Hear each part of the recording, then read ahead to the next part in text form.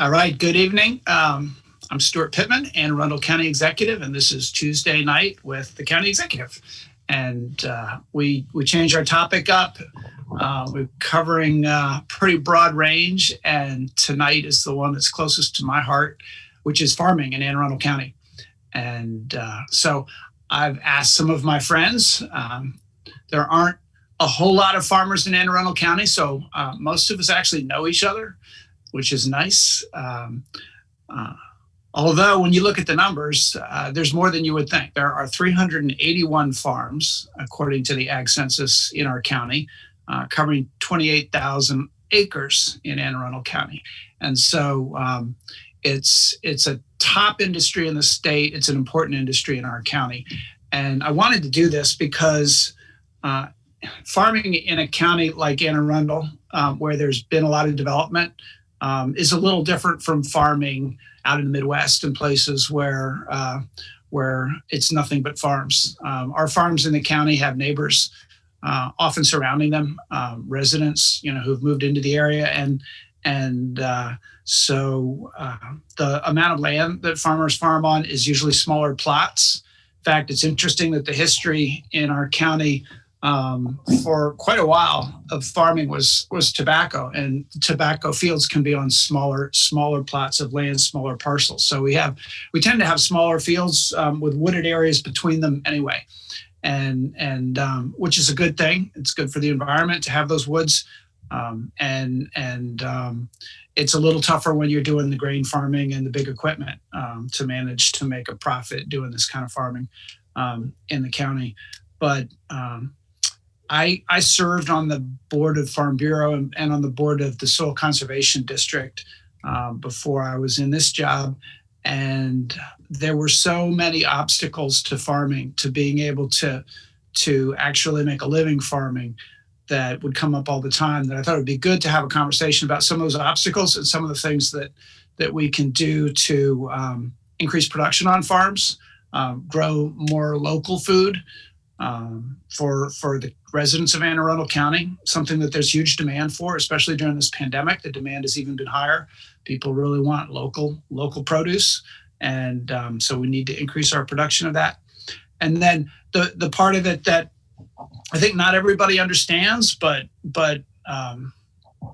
is worth telling people about is the value of open space in any jurisdiction, and most counties in Maryland have some kind of a program to try to keep the agricultural land agricultural, because if you don't want to pave over a whole county, and I think most people don't want to pave over all of Anne Arundel and turn it into an urban area, then you have to be deliberate about preserving some of the open space.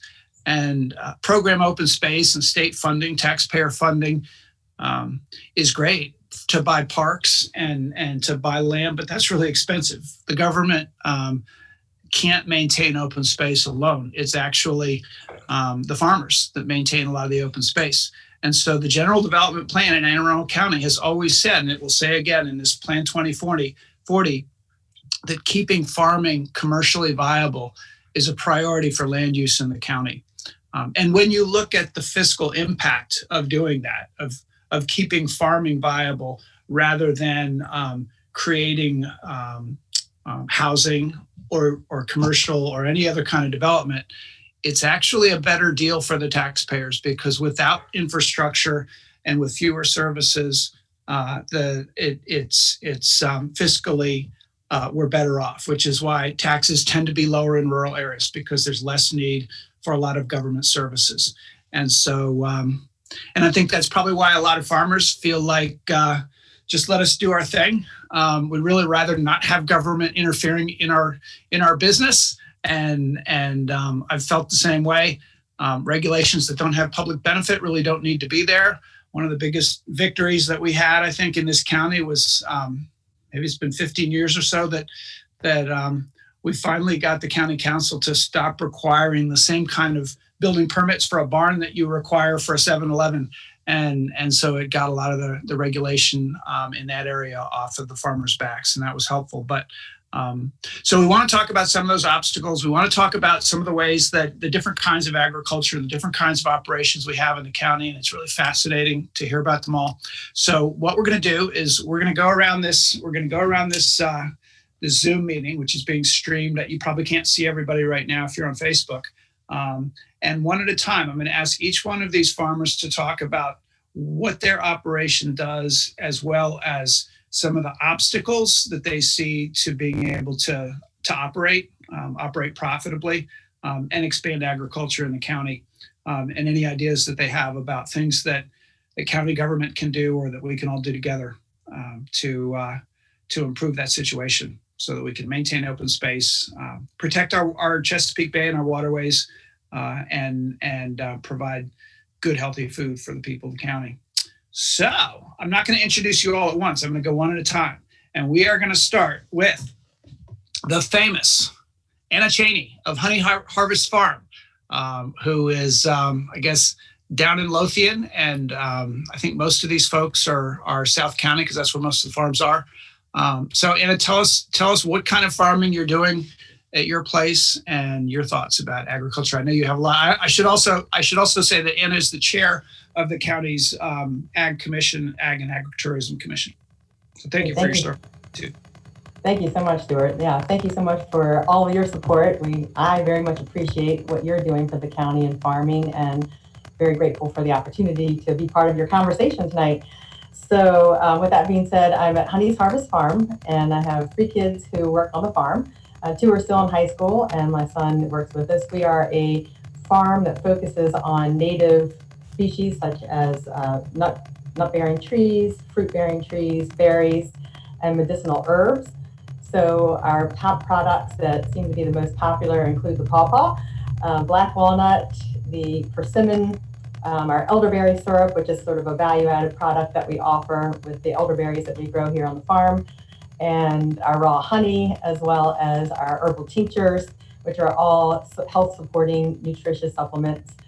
We also offer a few select annuals, such as our sweet potatoes, our organically grown popcorn, and other berries that aren't necessarily native, such as blackberries, raspberries.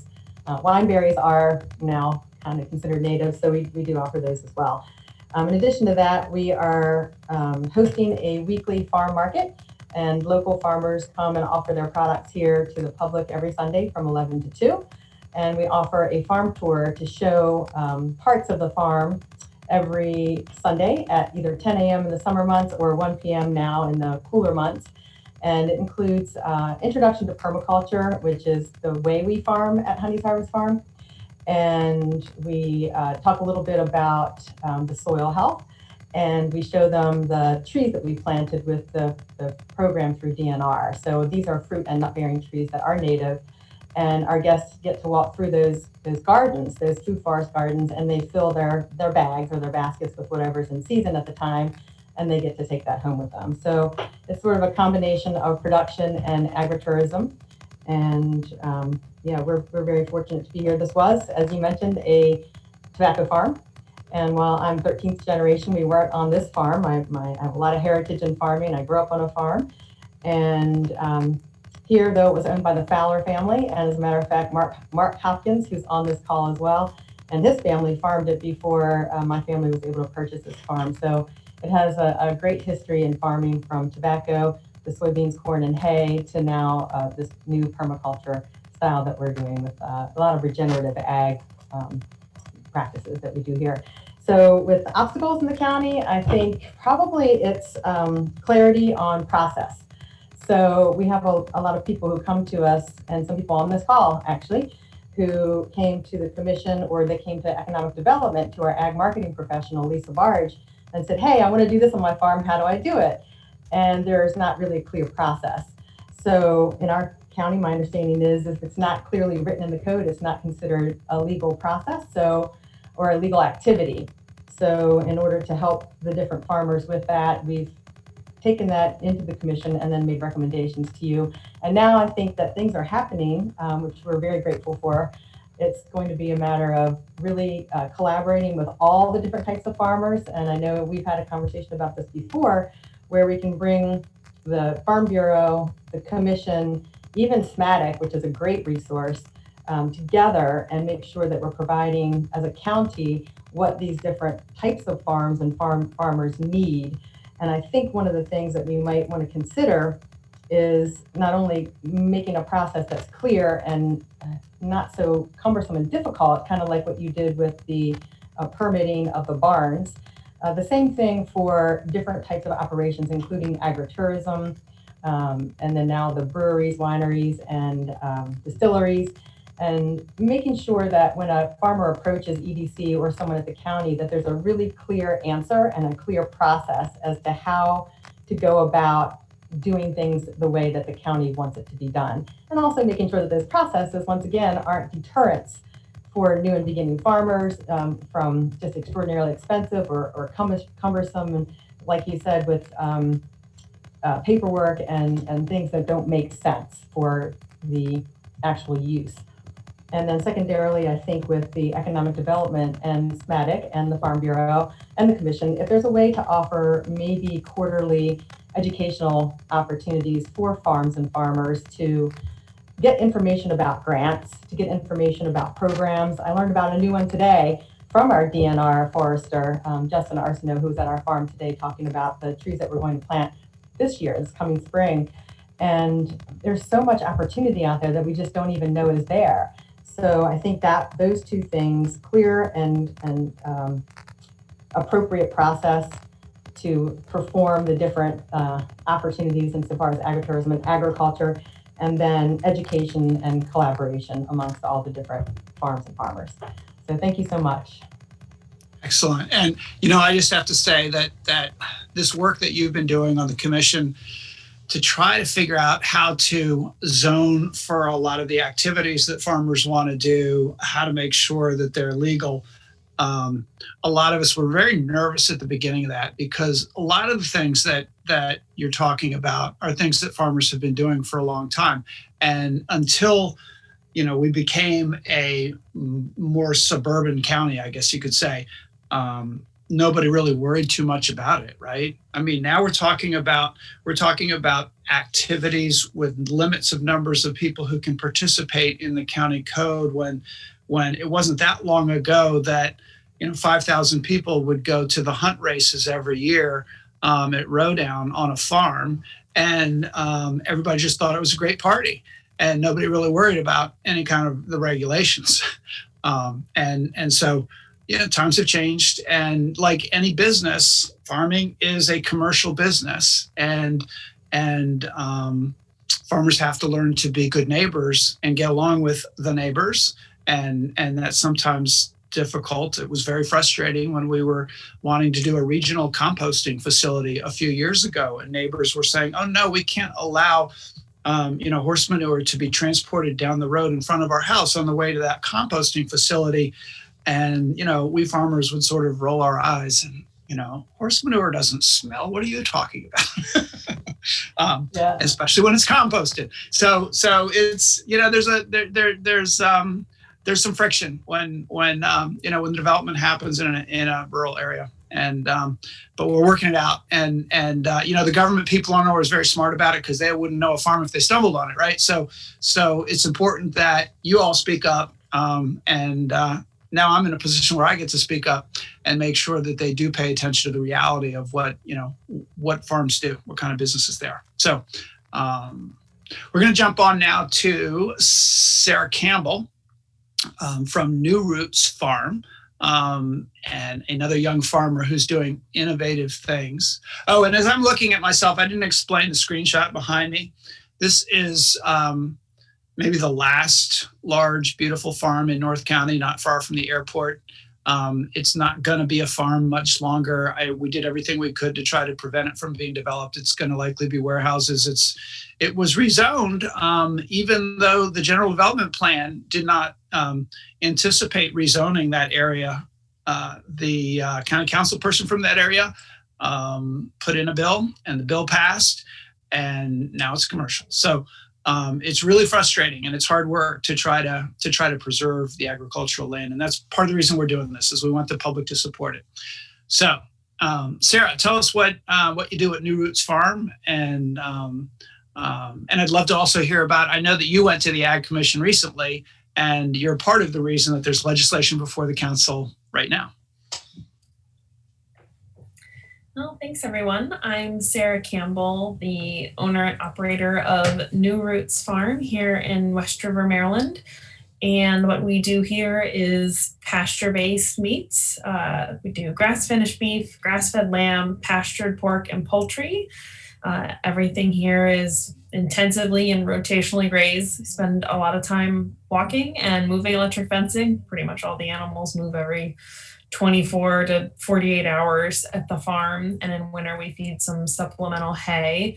And we sell directly to consumers. So we sell off the farm. We also do custom, so like whole and half hogs, and have a meat CSA. So it's a subscription service where families subscribe and they come to the farm once a month and pick up an assortment of meats. And it's different every month, and there are different sizes. And so it's a fun way for folks to try new things, maybe cuts they're less familiar with, but then also kind of get some value and have their sort of like weekly family staples and routines. So that's kind of what we do. I've got a focus on heritage breeds here at the farm.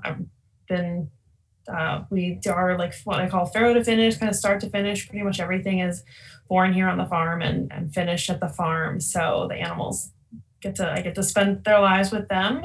And I'm also a beginning farmer. I grew up here in Arundel County and moved back here when there wasn't anybody in my family who wanted to take over or start farming. I'm one of 3 kids. And so I just started farming and kind of figured it out as I went. I don't think I had the best plan. I have learned a lot about starting a business, I think probably the hard way, but I'm still farming now, 5 years later. And our farm is in the conservation easement, but I feel really, really lucky to have access to farmland. Like that's a really big challenge for beginning farmers, especially for livestock farmers. It's really capital intensive to get into. You need a lot of space. We use a lower stocking density. We've got to have like the grass and the space. And so as the farm grows, do worry that I'll need to lease more land or find more land.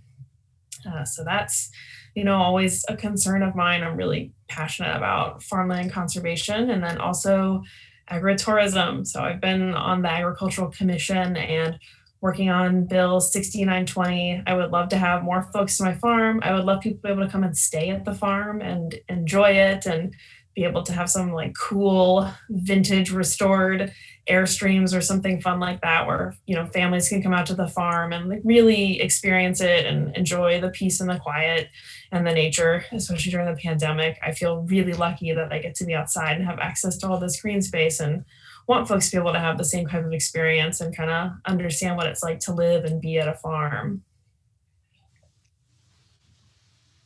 Excellent. I want to. You mentioned something about moving electric fence all day long, all the time, and a lot of people don't realize that there's a lot of science to farming, and we'll get into that. I think some of it maybe when we get to more of our scientific-minded farmers coming up. But just managing a pasture is there's a lot of science behind that, and so what you're talking about is rotational grazing, right? Where the grass is rested and is able to rejuvenate and as you move the animals from one section to another so that they're not always grazing in the same area. And that's just one of lots and lots and lots of examples of things that our farms do to make sure that the soil is healthy and that there's cover on the ground so that it doesn't erode and end up in the waterways. And in fact, so that you don't have to spend as much money having to fertilize because you treat the ground well, and you have happy animals. So thank you for what you're doing. And then now we have, let's move to Mark Hopkins, Hopkins Family Farm. And I got to say that I won't call you a dying breed, Mark. You're more like we're struggling to keep you here because Mark's family they're pretty diversified, and you can talk about that. But we didn't talk about this when we had our little prep call. But But a lot of the farmers who do grain farming and have large equipment that's very expensive, in order to have enough acreage to pay for that equipment, it's really hard to do here. And a bunch of you have moved to the Midwest.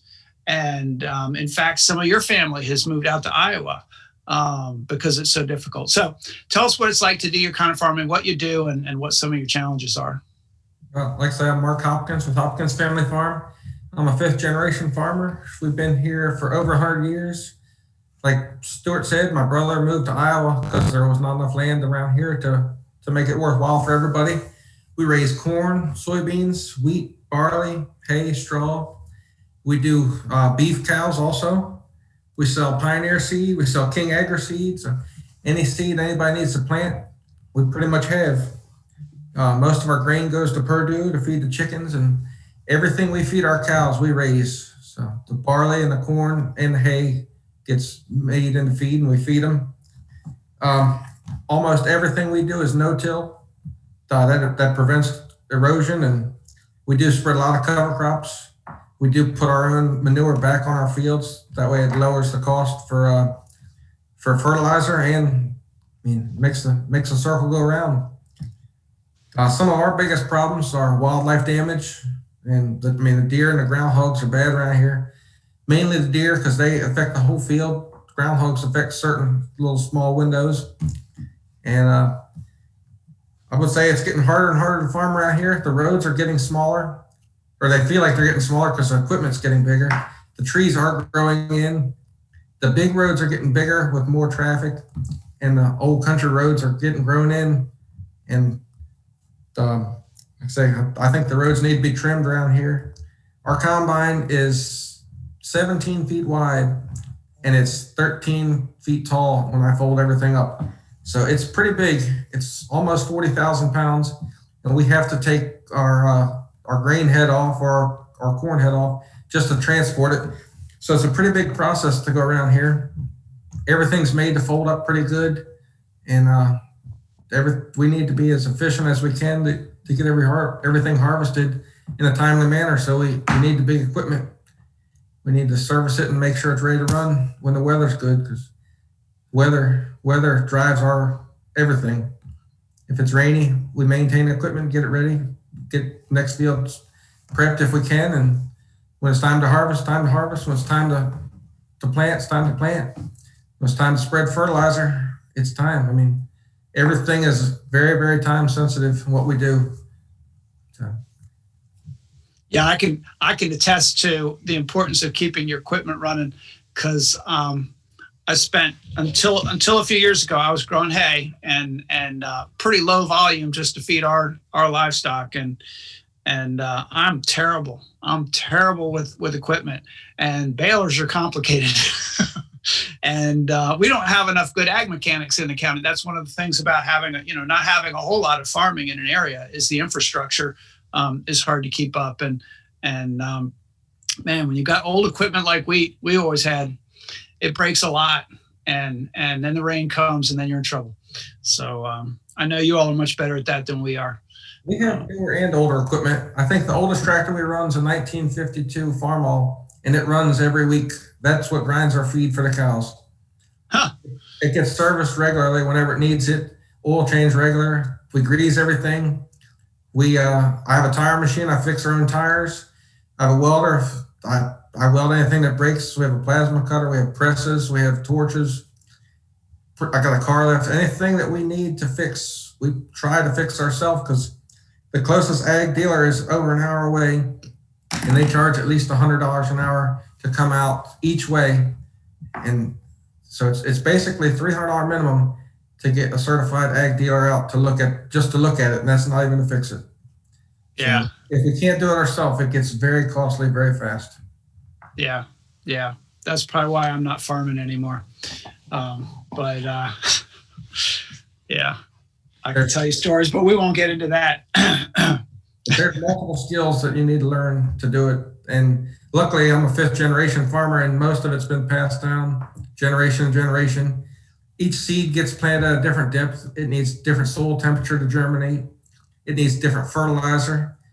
So it's there's so much to it that I couldn't explain it in an hour if I tried.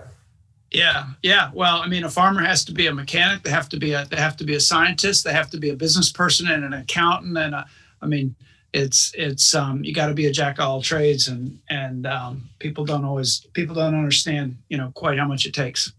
So, but you say you learned it from your father and your family and other generations. And our next person, Kayla Griffith, similar situation, but I suspect, Kayla, you know a thing or two that maybe your dad doesn't even know, because you went to school for it too, right?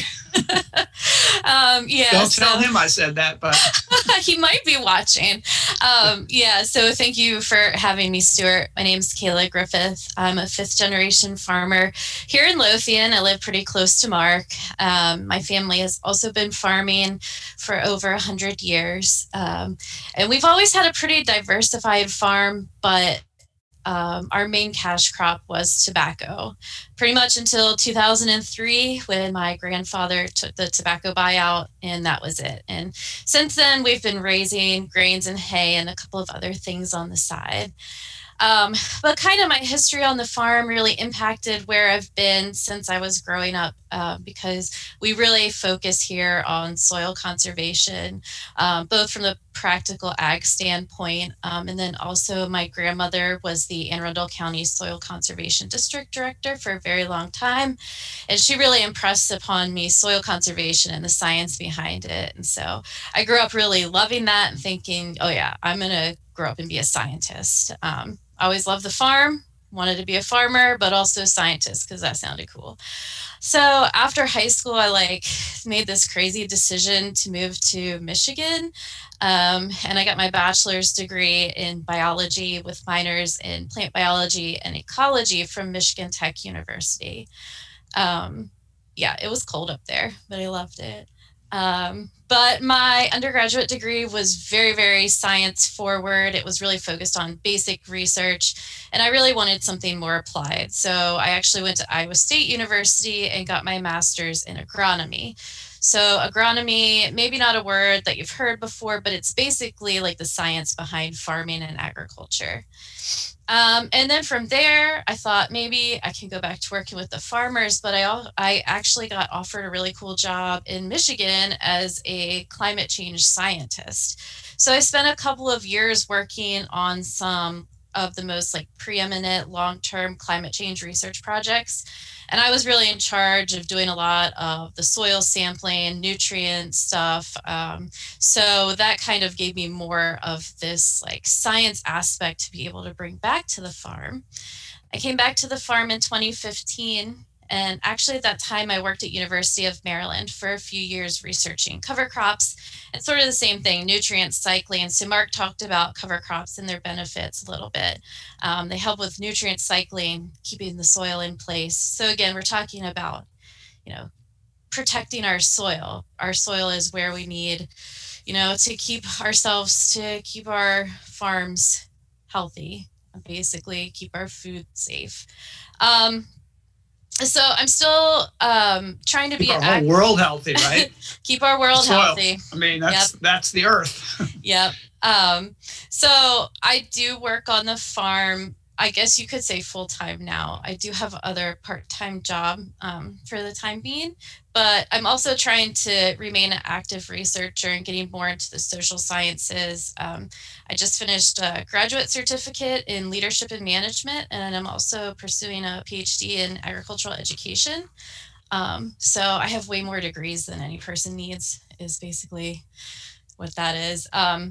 So like I said, we grow corn, soybeans, wheat, and hay on our farm. My dad and I do. And mom also helps a whole lot.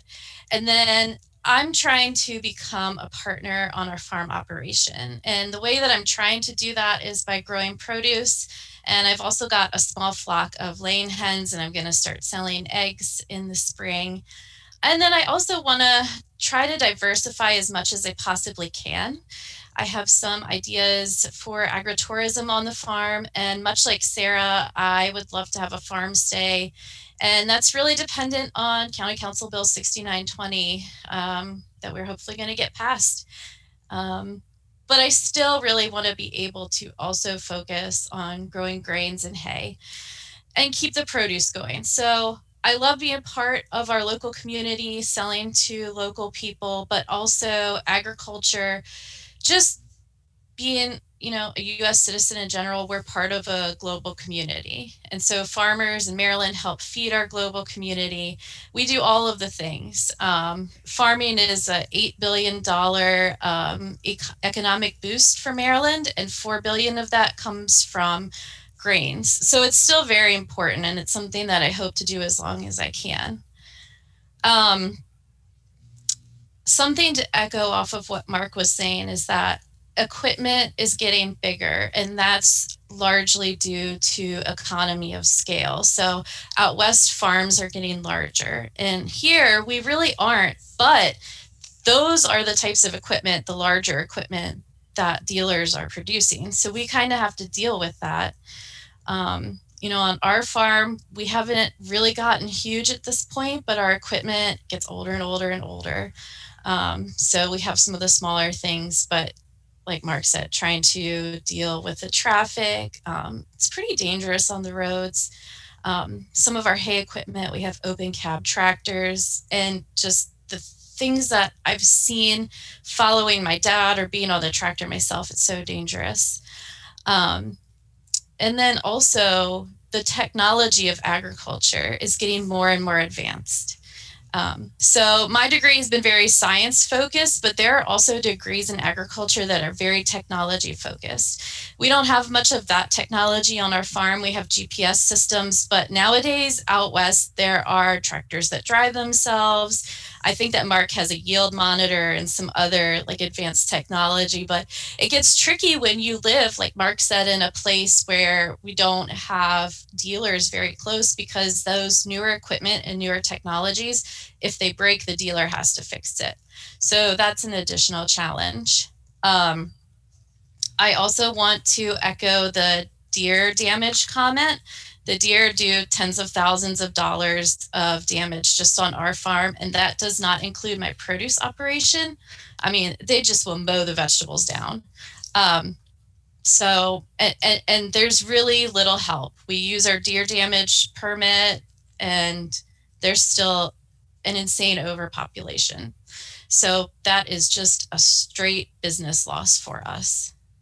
And access to land and the prices of farmland in this area is challenging. So. Wow, that's a good list. Yeah. But we just. How do you have time? You sleep. How do you have time to? Dad still really does a whole lot, and he gives me a lot of leniency. That's for sure. Yeah. But yeah, I mean, some days, in the morning, in the summer, you're up at 4, 5 going. Yeah. We kind of get a break in the winter, but not taking. Well, I have to put in a plug for your dad, your grandfather, your grandmother, your whole family has been leaders in the farming community in this county for a really long time. Your dad was president of the local farm bureau. We're going to talk to John Faber, who's the current president, but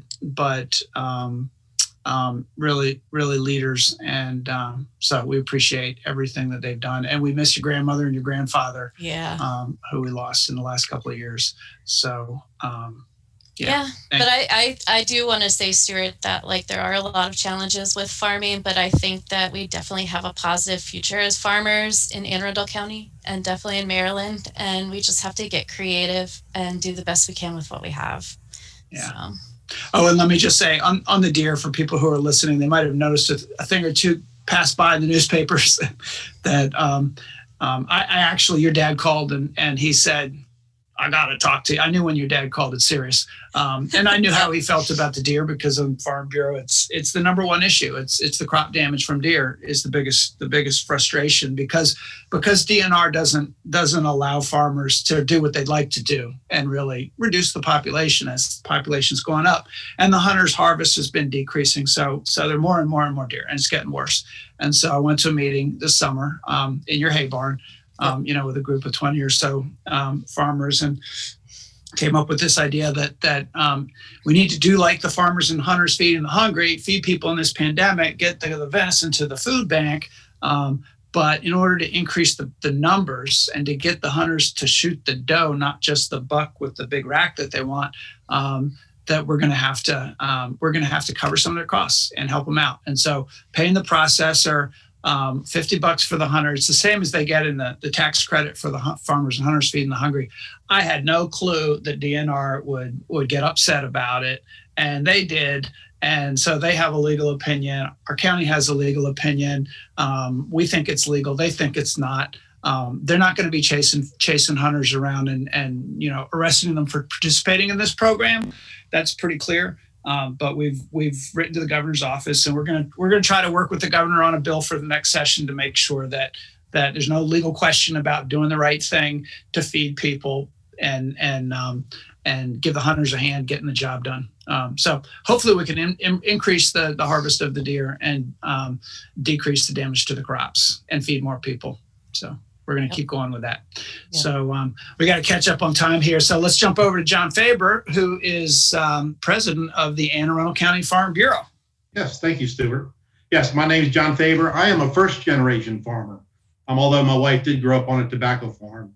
I'm originally from Odenton up in the western part of the county, and I currently live on a 8-acre farm in South County where we raise a few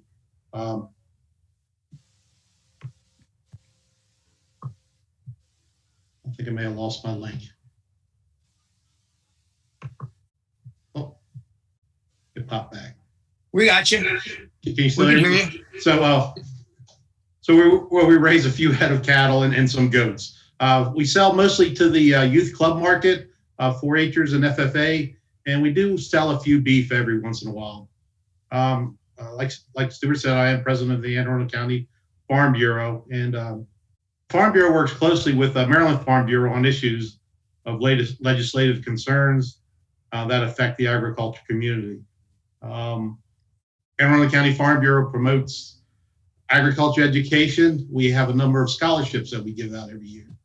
And we also have a grants program that I'm very proud of. Currently, we have about 1,400 members in Anne Arundel County Farm Bureau.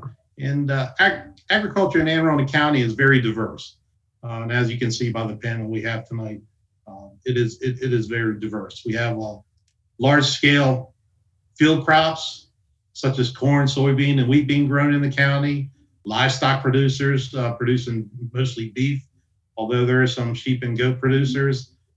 Equine is well represented in the county. Hay production is growing, probably because of the equine industry. And agritourism is becoming more common and more popular. We also have a number of vineyards and wineries in the county, which is great. And urban agriculture is on the rise.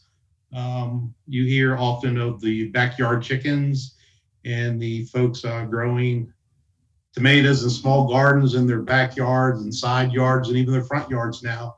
That's all urban agriculture, and it's something that Farm Bureau likes to promote also. All right. Thank you for that, John.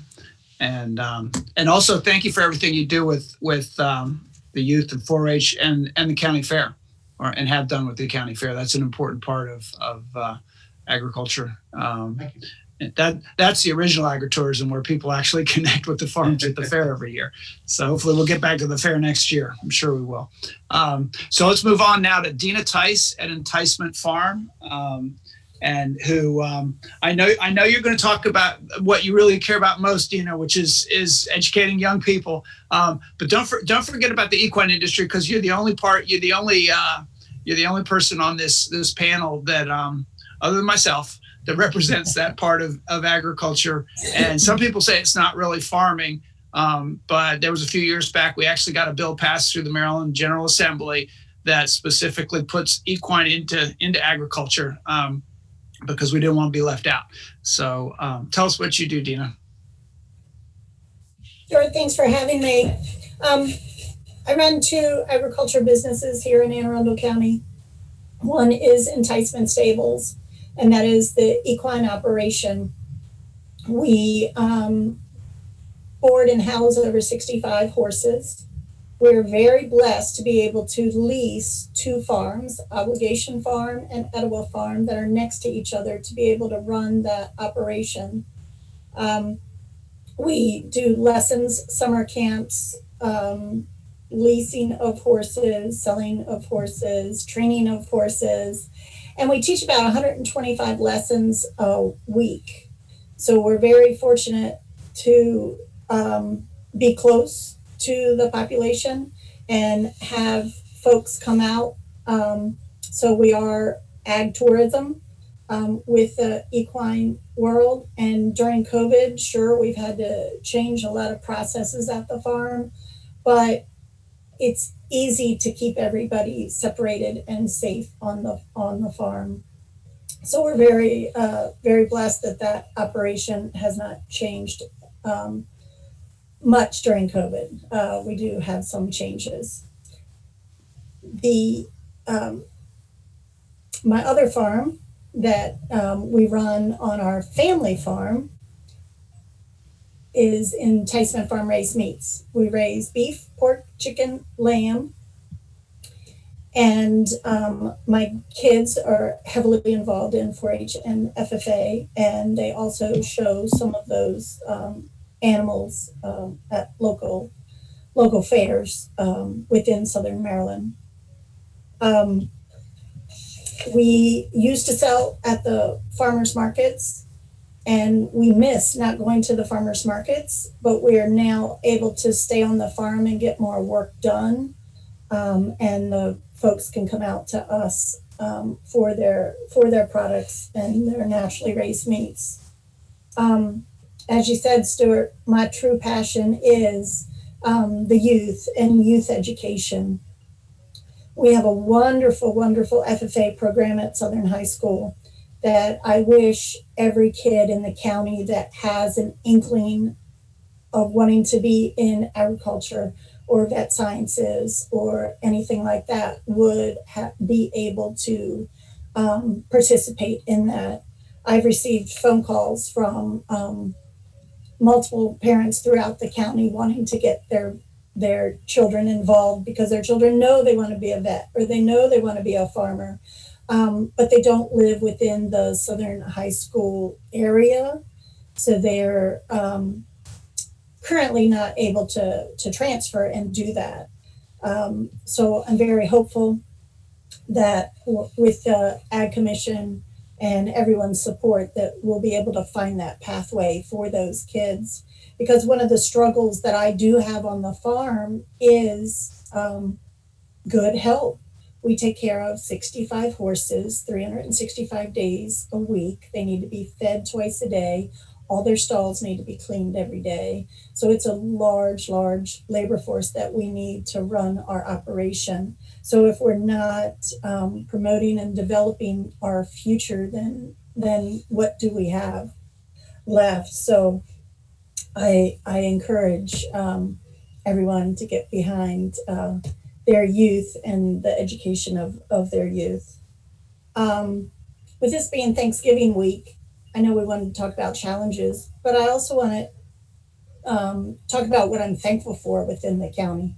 I'm very thankful that the Ag Commission was developed and that we do have a voice and that we are heard for the needs that we have. And as farmers, we do want to be good neighbors and work with everyone that's moving into our area, shall we say, or those that are already living in our area. So I'm thankful for the Anne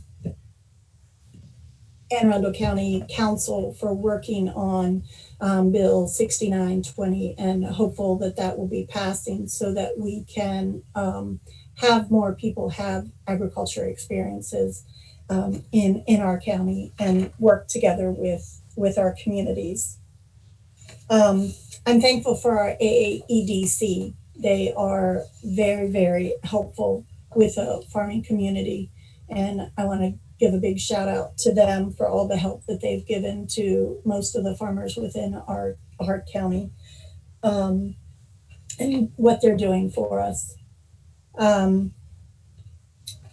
Other than that, I want to thank you, Stuart, for bringing light to our farms and our farming community by getting us all together. And I hope that by doing this, it'll educate others on what we're doing.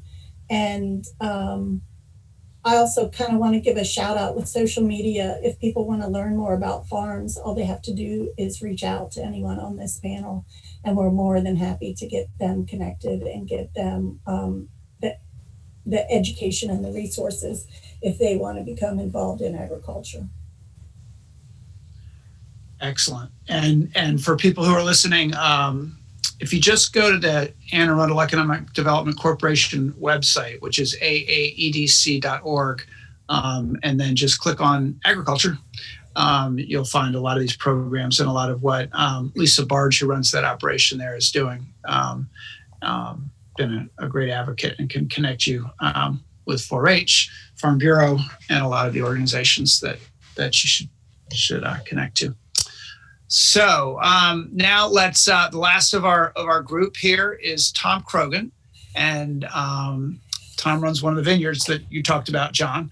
And I have to, full disclosure, Tom's married to my sister. And so the vineyard isn't far from where I live. Some people think it's my vineyard, and that makes Tom mad as hell because he works really hard at it and I have nothing to do with it. So other than that, every once in a while, I get to go over there and get a sip of wine. In fact, I've got some in my basement. But I also wanted Tom on here, not just because he's started and runs a vineyard, but also Tom is quite a scientist himself and is on the state's Soil Health Commission, and actually an MD by trade before that, and a public health researcher. So Tom might have some interesting things to say about the times we're in as well. So Tom Crogan. Oh, thank you, Stuart. And first, thanks for putting on this panel. I've learned a lot myself, and I want to recognize all the colleagues that are here for all that they have done to make farming more viable in the county, because it is, farming is difficult in general, and it's got some challenges here, as you've heard. As Stuart mentioned, I'm the owner and winemaker at the Vineyards at Doden in Davidsonville. We grow 6 varieties of vinifera on 16 acres and use those grapes to make estate wines. Much of the rest of the operation is devoted to creating a functioning ecosystem that will allow us to produce better wine with fewer inputs. For example, we graze sheep, and we've installed 3 acres of what I call pollinator sanctuaries to provide safe habitat for beneficial insects where they can eat, breed, overwinter, and then repopulate the vineyard and perform their ecosystem services. You've heard my colleagues vividly describe the challenges that we face when farming here in the county. Put simply, we don't have adequate means of production. Sarah mentioned the need for access, and several others mentioned the need for access to affordable land. Mark emphasized the importance of knowledge-based capital that is typically passed from generation to generation. And as Kayla mentioned, sometimes requires an advanced degree. Kayla also brought up the need for off-farm income to support our activities, and the need for agritourism, which a lot of this group has worked on very hard. I should note that the average farm in the United States loses money every year and has done so since the mid-1990s. It's an important fact to keep in mind, I think. I'm going to add a couple of other challenges. Climate change, I think Mark mentioned this, and the associated extreme weather events devastated our 2018 harvest. Dina mentioned the need for labor. Growing grapes is also labor intensive, yet there are no training programs to supply that farm labor here in anywhere in our region. The closest farm community college is on the Eastern Shore. Anna mentioned county zoning ordinances that impede value-added production, food hubs, tractor dealerships, and so forth. So there's a lot of infrastructure that would help. Of course, the most immediate challenge that we face at the vineyard is the pandemic. 50% of our revenues evaporated in March when the restaurants closed. So we've had to be really innovative just to keep our staff employed, which we very thankfully have been able to do. Coming back to the topic, farming for food, though, the pandemic has exposed another challenge that all of us in the community face. We need only to look at the long lines at food pantries to see firsthand how wobbly the food system is, both here and throughout the country. In fact, I heard recently that the number of American families with children who do not have enough food in their house has tripled to about 14% now since March. Now think about that for a minute.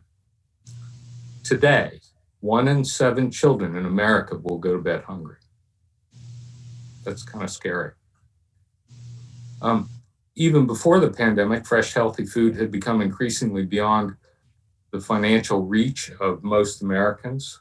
Today's standard American diet of processed foods is directly related to increasing the prevalence of obesity, diabetes, heart disease, and other chronic illnesses that result in avoidable deaths, excess disability, and trillions of dollars of expenditure for medical services. It kept me employed for many years. There's a lot of work to do to address these challenges, but we can do it. Let me suggest just one concrete step that we can take right now that won't cost a penny, that will only leverage existing spending here in the county. 2 years ago, the Healthy Communities Transition Committee recommended that all county decisions be viewed through a health lens. We should extend that policy right now to institutional food purchasing decisions. And we should include in those decisions standards to help rebuild the local farm economy, establish a farm workforce that is secure and valued, and recognize the importance of animal welfare and environmental sustainability. Those tools that will help us make those value-based procurement decisions have already been developed, they're available, and can be easily adapted to the needs of our community. Adopting them, I think, will be a critical first step at essentially no cost to creating the incentives for a resilient, crisis-ready local food system that provides nutritious, healthy food for all of us. It's a really big challenge, but one that I really look forward to taking on. Thank you, Tom. And I do have to say, just a little story.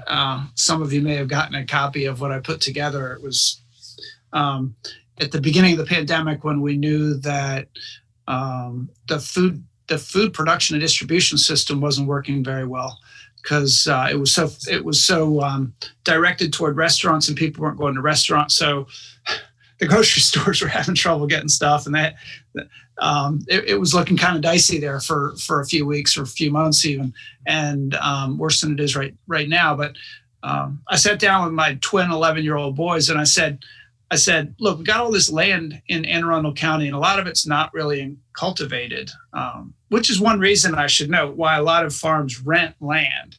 Like Dina, you do, and I know Mark, you rent some land, and because you can't have there's no way to acquire enough, so you pay per acre. But there's a lot of uncultivated land in the county that people own, and I said, so what can we do to grow more food on this land? Like, what? I'm the county executive, Sam and Drew. What can I do? What can we as the government do to help people put more land into production to produce food? And we went through a list, and it was fertilizer. They thought that was really funny.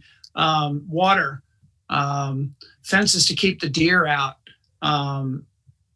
somebody to help cultivate that land and plow it up so they can get started. Labor, all these unemployed people, where are they going to come from? Can we somehow coordinate that? Technical assistance and education, all these things that potentially, if the right people put their heads together, we could produce a lot more food in this county. We know we could produce a lot more food in this county. And when you look at the community gardens that exist in this county, that Anne Arundel County Rec and Parks does a couple, and they're way oversubscribed. There's a group in Annapolis that manages a handful that are actually on farms, and they're way oversubscribed. There's a huge demand among people to get dirt under their fingernails and grow stuff. So that's one of the things one of the reasons I'm excited about the potential of what we can do. We have some smart people. We have our agriculture commission. I think we can get more smart people involved in that, and that we can, we can really engage more people in producing food and agriculture. So I know we're just about out of time. I'm going to look here. I think there might be a couple of questions from people who've been watching. Here's one. It says, how can we help farmers help the Bay? Wow, who wants to take that one? So, Stuart, I'll address that as a member of the MBA Soil Health Advisory Committee. There are a lot of advantages there are a lot of benefits to working on healthy soil, in addition to carbon sequestration, which it does. You can store a lot of carbon. Agricultural land is the largest single terrestrial store of carbon. And so increasing it just by a small amount can make a huge difference in carbon dioxide in the atmosphere. Helping the Bay is part of that, because as you build healthy soil, it filters out the nutrients and the pesticides that might be used on the soil. It helps to degrade them because of the microbial content. And all those roots in the ground will prevent runoff and so both the sediment erosion, and those sediments carry harmful chemicals into the Bay. So all of those things will really help with water quality, food production, the health and nutrition of the food that we eat, and of course, sequester carbon. Yeah, I think, Kayla, you talked about the Soil Conservation District and the soil conservation work that's been going on. Farmers have known, forever. I think all of that came out of the Dust Bowl when so much soil was lost. Have known forever that keeping soil healthy so that it can grow is key to agriculture. And we've learned that the more healthy it is, the better it absorbs water, and when it rains, so that it doesn't just wash off into the Chesapeake Bay. The less fertilizer is needed because the soil is healthy. And you talked about cover crops, which is something that has really exploded, so that farmers aren't leaving the land after they harvest the crops in the fall. They're not leaving the land bare for the winter the way used to happen. They're planting. You drive by and it looks like grass, but it's winter wheat in most cases, or rye, and it covers that ground throughout the winter. And so farmers have done a whole lot. But I'm really excited about this effort to do healthier soils and then the diversity of the farming that we have, so that it's protecting the Bay. So one thing farmers can do to help the Bay is to farm, in my view, is to keep the land from being developed. And it's been a big priority for farmers in this county, I know. Well, let's wrap it up, just because it's 6 o'clock or 7 o'clock, and we like to keep these things to an hour. We could go on and on and on and on, but I think we have a lot of work to do, and I want to thank all of you for what you're doing. I know you work incredibly hard, and most of you do this because you love it, and we need you to keep doing it. So thank you for joining me and telling your stories. Thank you. Thank you, Stuart. All right. Thank you, Thank you Stuart. for the invite. Thanks, Stuart. Thank you so much. For having us. Bye.